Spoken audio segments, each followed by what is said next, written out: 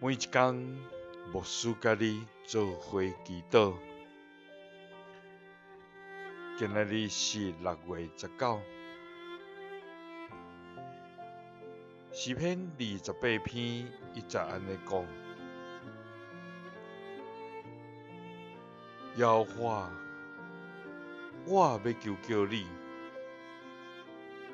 我的石盘毋通无要听我。若你对我真情，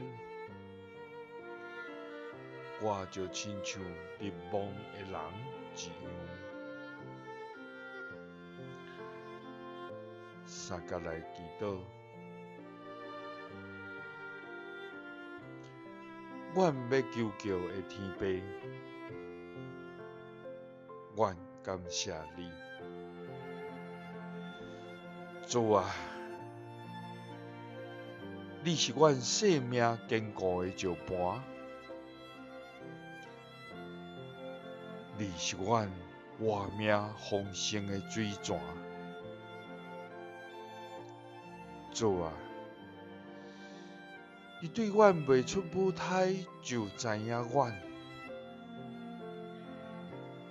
你对远远的所在就认捌阮。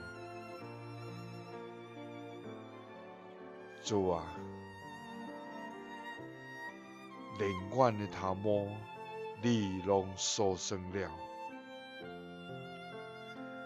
就是阮未出喙，心所想的，你拢明明知。主啊，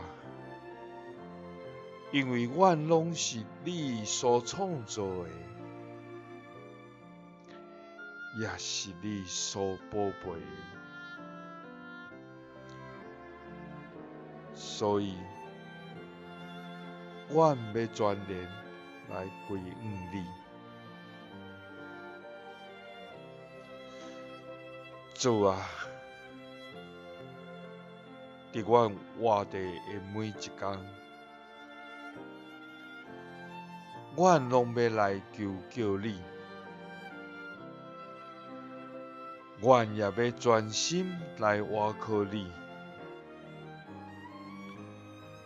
因为你是阮的石盘，求你毋通无要听阮，因为你若对阮真情，阮就亲像日望远的人一样。祈祷是奉主耶稣基督的圣名，阿们。耶稣听你，赐你平安。